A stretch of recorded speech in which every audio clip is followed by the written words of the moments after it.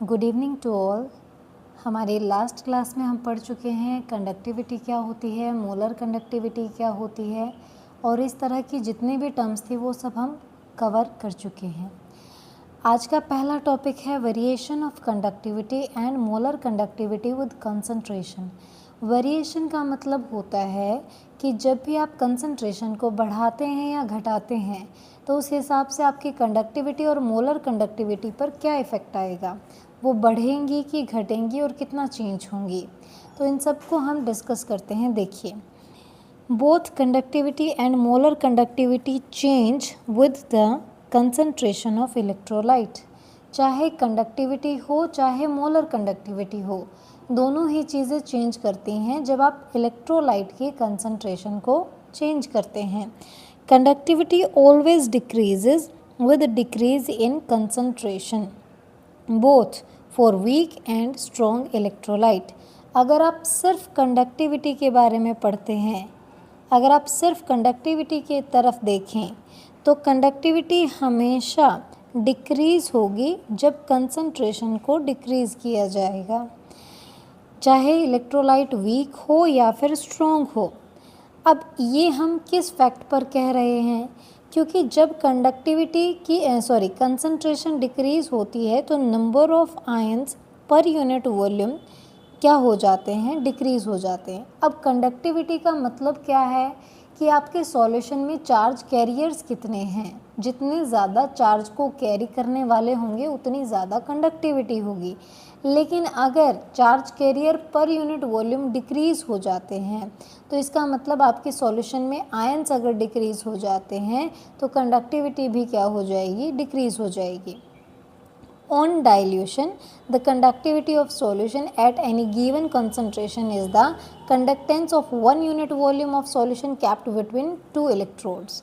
अब डाइल्यूशन करने पर, डाइल्यूशन का मतलब होता है कि अगर आप इलेक्ट्रोलाइट के कंपैरिजन में वाटर की कंसंट्रेशन, वाटर की क्वांटिटी को बढ़ा देते हैं तो क्या होगा, आयंस की quantity comparatively per unit volume कम हो जाएगी तो आपकी कंडक्टिविटी भी क्या होगी, डिक्रीज। यानी विद डिक्रीज इन कंसंट्रेशन आपकी कंडक्टिविटी को आप किससे रिप्रेजेंट करते थे, बता सकते हैं, कप्पा से रिप्रेजेंट करते थे। Kappa also decreases. ये छोटी सी बात आपको याद रखनी है। अगर रीज़न पूछा जाता है तो रीज़न क्या है, नंबर ऑफ आयंस पर यूनिट वॉल्यूम क्या हो जाएंगे, डिक्रीज़ हो जाएंगे। बताइए, यहाँ तक क्लियर है। आगे हम बात करते हैं कि कितने आयंस आपके किन्हीं दो इलेक्ट्रोड्स के बीच में है, उनका एरिया कितना है, ये सब कुछ हमने पहले ही डिस्कस कर चुके हैं। G इज़ द कंडक्टेंस और G कंडक्टेंस इसके बराबर होता है। तो मोलर कंडक्टिविटी की अगर आप यहाँ पर बात करते हैं, ये तो चलिए होता था कंडक्टिविटी के बारे में, यहाँ पर यूनिट्स मेंशन है, आप इसे पढ़ सकते हैं। मोलर कंडक्टिविटी के बारे में बात करते हैं। Molar conductivity of a solution at a given concentration is the conductance of volume V of solution containing 1 mole of electrolyte capped between 2 electrodes, जिनका area of cross section A रहेगा और distance जो है वो यूनिट लेंथ रहेगी, यानी 1 metre या 1 centimetre रहेगी, दो इलेक्ट्रोड्स के बीच की डिस्टेंस। मोलर कंडक्टिविटी, जैसे आपने एक बीकर ले लिया है, बीकर के अंदर आपने दो इलेक्ट्रोड्स लगा दिए हैं, उन इलेक्ट्रोड्स के बीच की डिस्टेंस यूनिट ही है, 1 सेंटीमीटर है, उसका एरिया A है, ठीक है। तो अब यहाँ पर आप जितना वॉल्यूम उन दो इलेक्ट्रोड्स के बीच में आ जाता है, जब आप उसके अंदर डालते हैं 1 मोल ऑफ इलेक्ट्रोलाइट, तो जब जो कंडक्टिविटी होगी उसे मोलर कंडक्टिविटी कहा जाता है। मोलर कंडक्टिविटी को हम डिनोट करते हैं लैम्डा एम से। ये जो रिवर्स में दिख रहा है आपको, कैप लैम्डा कहते हैं इसे, क्योंकि एक कैप की तरह है। तो lambda M is equal to kappa into में A over L is equal to किसके बराबर हमने दिखा दिया, ये कप्पा। कब, जब A भी 1 हो जाएगा और L भी 1 हो जाएगा। अब हमने लेंथ यूनिट ली है और एरिया भी क्या लिया है, यूनिट लिया है। तो अगर वॉल्यूम हमारा V है तो लैम्डा एम किसके बराबर होगा, कप्पा इंटू में V। यानी आप देख सकते हैं कि सीधा सीधा रिलेशन है वॉल्यूम से किसका, मोलर कंडक्टिविटी का। तो अब देखते हैं इसका वेरिएशन कैसे होगा। Molar conductivity increases with decrease in concentration, यानी ये कंडक्टिविटी से थोड़ा रिवर्स रिलेशन दिखा रही है, थोड़ा रिवर्स बिहेवियर दिखा रही है। कंडक्टिविटी एंड डिक्रीज़ करने से क्या होती थी, डिक्रीज़ होती थी, लेकिन मोलर कंडक्टिविटी कंसंट्रेशन के घटने से बढ़ रही है। दिस इज़ बिकॉज, अब ऐसा होता क्यों है, because total volume V of solution containing 1 mole of electrolyte also increases. अभी मैंने आपको बताया कि लैम्डा एम का डायरेक्ट रिलेशन है V के साथ, अगर V बढ़ेगा तो ये अपने आप इंक्रीज़ कर जाएगा, और जब हम डाइल्यूशन करते हैं तो वॉल्यूम क्या होता है, इंक्रीज़ होता है। वॉल्यूम इंक्रीज़ होगा तो मोलर कंडक्टिविटी भी क्या होगी, एक इंक्रीज़। अब इसको आप एक तरीके से और भी समझ सकते हैं कि जब मोल्स को जितने ज़्यादा, आयंस को जितना ज़्यादा स्पेस मिलता है मूव करने के लिए, तब भी कंडक्टिविटी, मोलर कंडक्टिविटी इंक्रीज़ होती है। और जब आप सॉल्वेंट को बढ़ा देते हैं तो they have more space to move, और इस वजह से भी उनकी मोलर कंडक्टिविटी क्या हो जाती है, increase. It has been found that decrease in compound dilution of a solution is more than compensated by increased in its volume. Kappa यानी जो कंडक्टिविटी थी वो तो क्या हो रही थी, डिक्रीज़ हो रही थी। चलो ये बात हम पहले ही डिस्कस कर चुके हैं। अब बात करते हैं कि lambda M can be defined as the conductance of the electrolyte solution capped between the electrode of a conductivity cell at unit distance. ये हालांकि हम यहाँ पर भी पढ़ चुके हैं, लेकिन आप ये यहाँ से डेफिनेशन निकाल सकते हो किसकी, मोलर कंडक्टिविटी की। क्लियर। तो व्हेन कंसंट्रेशन, यहाँ से पढ़ना शुरू करेंगे अब। When concentration approaches to zero, जब आप क्या कर रहे हैं, आप सॉल्वेंट को ऐड करते जा रहे हैं, करते जा रहे हैं, करते जा रहे हैं, एक टाइम ऐसा आएगा जब आपकी इलेक्ट्रोलाइट की जो क्वांटिटी है वो एज़ कम्पेयर टू सॉल्वेंट बहुत ज़्यादा कम हो जाएगी, लगभग ज़ीरो पे अप्रोच कर गई। तो उस टाइम पर जो मोलर कंडक्टिविटी है उसे लिमिटिंग मोलर कंडक्टिविटी कहा जाता है। कब, जब आपकी इलेक्ट्रोलाइट की कंसंट्रेशन ज़ीरो पे अप्रोच कर जाती है।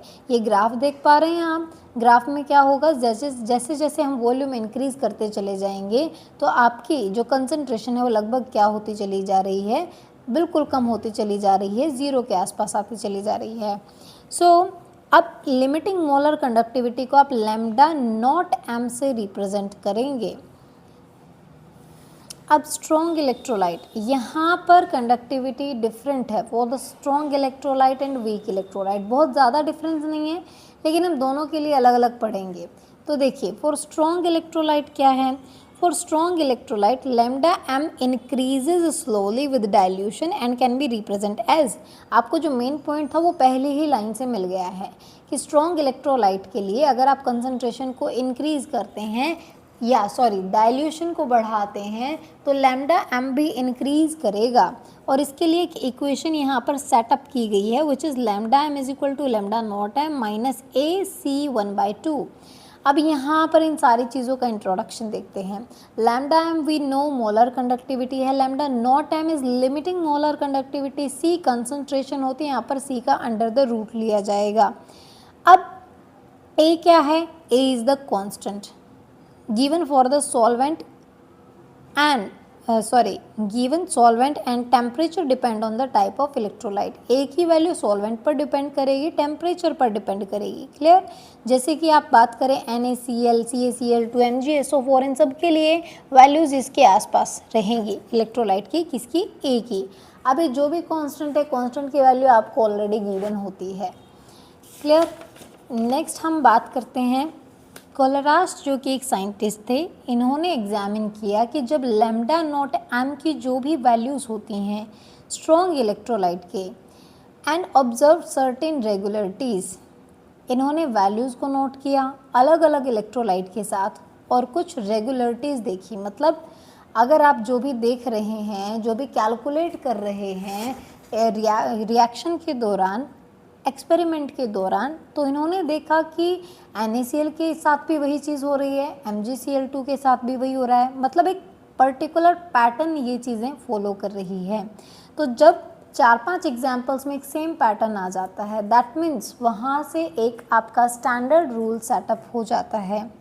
तो वही स्टैंडर्ड रूल हमें किसने दिया, कोलरास ने, जिसे कहा जाता है कोलरास लॉ। अब कोलरास लॉ क्या कहता है, this law states that the limiting molar conductivity of an electrolyte किसी भी इलेक्ट्रोलाइट की लिमिटिंग मोलर कंडक्टिविटी को आप कैसे रिप्रेजेंट कर सकते हैं? As the sum of individual contribution. अब उस इलेक्ट्रोलाइट के जो भी कैटायन है और एनायन है, दोनों अलग अलग अपना अलग अलग कंट्रीब्यूशन दे रहे हैं। कैसे और किस चीज़ में है ये कंट्रीब्यूशन? कंडक्शन में। If lambda Na positive are the cations, Cl negative are anion, limiting molar conductivity. अगर ये आपकी लिमिटिंग मोलर कंडक्टिविटी है कैटायन की और एनायन की, तो आपकी टोटल कंडक्टिविटी क्या होगी? टोटल लिमिटिंग मोलर कंडक्टिविटी होगी जब आप इन दोनों आयंस को क्या कर देते हैं? ऐड। जैसे 5 हमारे पास कैटायन थे, 5 ही एनायन थे, तो 5 + 5 यहाँ पर हो जाएगा। और साथ में एक चीज़ और भी है, मतलब जितनी भी उनका लिमिटिंग मोलर कंडक्टिविटी है, 5-5 तो लगाना है, लेकिन साथ में मल्टीप्लाई करना उनकी लिमिटिंग मोलर कंडक्टिविटी से। लाइक इसकी लिमिटिंग मोलर कंडक्टिविटी की वैल्यू 50 है, ठीक है, दूसरे की लिमिटिंग मोलर कंडक्टिविटी की वैल्यू 78 है, तो आप 5 × 50 लिखेंगे, 5 × 78 लिखेंगे। तो कुल मिला के हमारा फॉर्मूला रहेगा ये कोलरास लॉ का, कि किसी भी इलेक्ट्रोलाइट की लिमिटिंग मोलर कंडक्टिविटी किसके बराबर होगी? कैटायन की limiting molar conductivity multiplied by number of cations, anion की limiting molar conductivity multiplied by number of anions, और दोनों को कर देंगे हम ऐड। सिंपल है, बहुत सिंपल। जैसे 5 कैटायन थे और एक कैटायन की लिमिटिंग मोलर कंडक्टिविटी 50 है, तो ऐसे लिखेंगे। जैसे 5 ही एनायन थे और एक एनायन की लिमिटिंग मोलर कंडक्टिविटी 72 है, तो ये आ जाएगी हमारे पास सॉल्यूशन की मोलर लिमिटिंग मोलर कंडक्टिविटी, यानी इलेक्ट्रोलाइट की। तो ये है हमारा कोलरास लॉ। अब ये बात चल रही थी स्ट्रॉन्ग इलेक्ट्रोलाइट के बारे में, ठीक है, लेकिन वीक इलेक्ट्रोलाइट के बारे में भी पढ़ना ज़रूरी है। Weak electrolyte like acetic acid. अब वीक इलेक्ट्रोलाइट होते कौन है? जो पूरी तरह से आयंस में डिसोसिएट नहीं होते, जिनका डिग्री ऑफ डिसोसिएशन उतना नहीं होता जितना कि एक नॉर्मल स्ट्रॉन्ग इलेक्ट्रोलाइट का होता है, जिनका डिग्री ऑफ डिसोसिएशन कम होता है at higher concentration, and hence जिनका डिग्री ऑफ डिसोसिएशन कम होगा हायर कंसंट्रेशन पे। In the change in molar conductivity with dilution is due to increase in the degree of dissociation। देखिए मैं आपको पहले ही बता देती हूँ कि वीक इलेक्ट्रोलाइट्स की मोलर कंडक्टिविटी इंक्रीज करती है किसके साथ? डाइल्यूशन के साथ। जितना ज़्यादा आप सॉल्यूशन को डाइल्यूट करेंगे उतनी ज़्यादा इनकी मोलर कंडक्टिविटी इंक्रीज होगी। अब यहाँ रीज़न क्या है? रीज़न आपको गिवन है। देखिए हर एक पैराग्राफ में से हम 2-3 लाइन मार्क कर रहे हैं, वही उनकी एक्सप्लेनेशन है। आपके पास क्वेश्चन आएगा 3 नंबर में बोर्ड्स में कि वेरिएशन एक्सप्लेन करिए विद रीज़न। किसका? मोलर कंडक्टिविटी का डाइल्यूशन के साथ। वीक इलेक्ट्रोलाइट में क्या होगा, स्ट्रॉन्ग इलेक्ट्रोलाइट में क्या होगा। तो यहाँ पर यही लाइंस आपको लिखनी है, यानी साथ साथ आपके आंसर कवर हो रहे हैं। यहाँ पर ये कहता है कि डिग्री ऑफ डिसोसिएशन बढ़ता है किसी भी इलेक्ट्रोलाइट का जब भी उसके अंदर डाइल्यूशन इंक्रीज किया जाए, यानी सॉल्वेंट को बढ़ाया जाए, तो दे गेट मोर स्पेस। जितना स्पेस मिलेगा उतने ज़्यादा वो क्या होंगे? आयनाइज होंगे। अब वो उनके अंदर आयंस कम है, लेकिन अगर आप उन्हें स्पेस दे रहे हैं, वॉल्यूम इंक्रीज कर रहे हैं, तो वो आयनाइज हो रहे हैं। आयनाइज हो रहे हैं तो डिग्री ऑफ डिसोसिएशन इंक्रीज हो रहा है। जितने ज़्यादा आयंस उतना ज़्यादा कॉन्सेंट्रेशन ऑफ उतने ज़्यादा क्या होगी? कंडक्टेंस होगी। Clear? So 1 mole of electrolyte in such 1 mole of electrolyte नहीं, in such cases lambda m increases steeply with dilution। lambda m लगातार बढ़ता है डायल्यूशन के साथ, स्पेशली लोअर कंसंट्रेशंस, जबकि कंसंट्रेशन कम रहती है, लेकिन डायल्यूशन करने पर लैम्डा m बढ़ता है। क्यों बढ़ता है? डिग्री ऑफ डिसोसिएशन ज़्यादा होती है, इसीलिए बढ़ता है। ठीक है, therefore lambda not m can not be obtained by extrapolation of lambda m to 0 concentration. अब यहाँ पर आप ना कोई ग्राफ इस तरीके का प्लॉट नहीं कर सकते कि जिसमें आप 0 कंसंट्रेशन दिखा सकें। At infinite dilution C approaches to 0, electrolyte dissociate completely. अगर इनफाइनाइट डाइल्यूशन कर दिया है तो इसका मतलब आपकी कंसंट्रेशन बिल्कुल 0 पे अप्रोच कर रही है, और ऐसी कंडीशन में आपका lambda sorry alpha is equal to 1, यानी जितने जैसे 5 आपने मॉलिक्यूल लिए थे 5 के 5 क्या हो चुके, डिसोसिएट हो चुके। But at such low concentration of conductivity of the solution is low at can be measured accurately. लेकिन ज़ीरो पर जब बात आ जाती है ना तो उसको आप एक्यूरेटली मेजर नहीं कर पाएंगे। That's it. कुल मिला के कंक्लूजन ये था कि जितने ज़्यादा आप कंडक्टिविटी को बढ़ाना चाहते हैं उतना ज़्यादा आपको डाइल्यूशन इंक्रीज करना पड़ेगा। अल्फा क्या होगा, degree of dissociation lambda M over lambda not M, conductivity over limiting molar conductivity. But अगर वीक इलेक्ट्रोलाइट के लिए हम दिखा रहे हैं तो यहाँ पर देखिए कुछ इस तरीके की चीज़ें आएंगी। हालांकि these are not more important, आप यहाँ तक बात ख़त्म कर सकते हैं। C is concentration alpha square over 1 minus alpha. अगर आपको डिग्री ऑफ डिसोसिएशन गिवन है तो आप यहाँ तक ही चीज़ें सॉर्टेड कर सकते हैं। आगे भी कुछ डिफ़िकल्टीज नहीं है, बस आपको करना क्या है, अल्फा की वैल्यू पुट करनी है और बाकी सारा मैथमेटिकली सॉल्व होता चला जाएगा। एप्लीकेशन ऑफ कोलराश लॉ क्या है, independent it is possible to calculate lambda not M for any electrolyte. अगर हमारे पास कोलराश लॉ है तो हम किसी भी इलेक्ट्रोलाइट के लिए उसकी limiting molar conductivity find out कर सकते हैं। क्लियर, चाहे वो वीक है चाहे वो स्ट्रॉन्ग है, इसका मेजर यही हमारे पास एप्लीकेशन है। उसके बाद ये क्वेश्चन आप सॉल्व करके देखेंगे, it is very easy and important also. Next आ जाते हैं हमारे पास सेल्स। सेल्स में सबसे पहली चीज़ है इलेक्ट्रोलाइटिक सेल। देखिए अभी तक हमने इलेक्ट्रोकेमिकल सेल को पढ़ा था। इलेक्ट्रोलाइटिक सेल क्या होते हैं, जिनमें एक्सटर्नल सोर्स वोल्टेज का अप्लाई किया जाता है केमिकल रिएक्शन कराने के लिए। यानी वो सेल जिसमें केमिकल एनर्जी प्रोड्यूस करने के लिए आपको इलेक्ट्रिकल एनर्जी देनी पड़ रही है, यानी कि it is a kind of reciprocal of electrochemical cell. वहाँ पर क्या था, आपको केमिकल एनर्जी से आप क्या कन्वर्ट कर रहे थे, इलेक्ट्रिकल एनर्जी में कन्वर्ट कर रहे थे। यहाँ पर रिवर्स है। The electrochemical processes are of great importance in the laboratory in the chemical industry. यानी ये सेल आपके लिए काफ़ी इंपॉर्टेंट होते हैं केमिकल इंडस्ट्री में। चलो ठीक है, ये सब हमारी इतनी काम की बातें नहीं हैं। अब हम आ जाते हैं डायरेक्ट यहाँ पर। यहाँ से क्या आ जाता है, Faraday's laws of electrolysis. Michael Faraday एक साइंटिस्ट थे हमारे, जिन्होंने पहली बार इलेक्ट्रोलिसिस के क्वांटिटेटिव एस्पेक्ट को देखा था। यानी ठीक है इलेक्ट्रिसिटी प्रोड्यूस हो रही है, लेकिन एग्जैक्ट कितनी हो रही है, अगर आप क्वांटिटी बेस पर जाएंगे तो ये चीज़ें हमें किसने क्लियर करी हैं, फैराडे ने। इसने 2 लॉ हमें दिए थे। फर्स्ट लॉ क्या कहता है, ध्यान से देखिए, the amount of chemical reaction which occurs at any electrode during electrolysis by a current is proportional to the quantity of electricity passed. जितने ज़्यादा अमाउंट किसी भी इलेक्ट्रोड पर डिपॉजिट होगा या उस इलेक्ट्रोड से लिबरेट होगा, वो डायरेक्टली प्रोपोर्शनल होगा कि आप जितनी इलेक्ट्रिसिटी उसके अंदर पास कर रहे हैं। That's it. जैसे हमने पढ़ा था ना बेटा कि जिंक में से इलेक्ट्रॉन जाते चले जाते हैं, 2 पॉजिटिव में कन्वर्ट होते चले जाता है। जिंक क्या करता है, Zn2 पॉजिटिव में कन्वर्ट होते चले जाता है, ऑक्सीडेशन होते चले जाती है, तो इसकी इलेक्ट्रोड धीरे धीरे कम होना शुरू हो जाती है, तो वो होता है लिबरेशन। और कॉपर की रोड पर क्या हो जाता है, डिपोजिशन होना शुरू हो रही थी, तो वो क्या था, हमारा डिपोजिशन हो रहा था। अब कितना लिबरेशन होगा, कितना डिपोजिशन होगा, it will be directly proportional to the charge passed. Second law क्या कहता है, the amount of different substances liberated by same quantity of electricity passed through the electrolytic solution are proportional to their chemical equivalent weight. अब ये कहता है कि अगर 2 electrode को आपने पैरेलल कनेक्ट किया है, दोनों में सेम इलेक्ट्रिसिटी पास कर रही है, तो दोनों में अमाउंट ऑफ मास डिपॉजिट या लिबरेट भी क्या होगा, सेम होगा। ठीक है, आगे देखते हैं इनका मैथमेटिकल एक्सप्रेशन क्या है।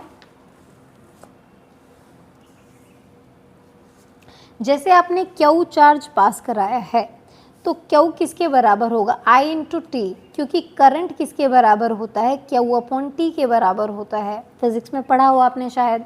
तो यहाँ से क्यू की वैल्यू क्या आ जाएगी, I इंटू टी आ जाएगी। अगर आप सिल्वर के लिए निकालना चाह रहे हैं तो किसी के लिए भी निकालना चाह रहे हैं, तो यहाँ पर हमारे पास ना एक वैल्यू निकाल कर दी थी फैराडे ने, और वो क्या थी, we know that charge on 1 electron is this. हमें पता है एक इलेक्ट्रॉन पर कितना चार्ज होता है, 1.6 इंटू 10⁻⁻19 कूलम। अब एक मोल इलेक्ट्रॉन्स पर कितना चार्ज होगा, charge on 1 mole of electrons. अब ये एमसीक्यू में भी आ सकता है, आपसे डायरेक्टली ये ना पूछ के कि 1 फैराडे क्या होता है, आपसे ये पूछ ले कि एक मोल इलेक्ट्रॉन पर चार्ज कितना होता है, तो एक मोल कितने पार्टिकल होते हैं, एवोगैड्रो नंबर जितने। अब एक पार्टिकल पर इतना चार्ज है, तो दोनों को अगर आप मल्टीप्लाई कर देंगे, एवोगैड्रो क्या है 6.022 into 10⁻23 into 1 charge on 1 electron. जब इन दोनों वैल्यूज़ को आप मल्टीप्लाई करते हैं तो ये आ जाता है 96487 कूलम पर मोल, जिसे हम कहते हैं 1 फैराडे। क्या कहेंगे, 1 फैराडे। अब ये वैल्यू को अप्रॉक्सीमेटली राउंड ऑफ फिगर में लिखा जाता है ये 96500। अब आपको ये यूज़ करना है न्यूमेरिकल में या ये आपको क्वेश्चन में खुद ही मिल जाएगा।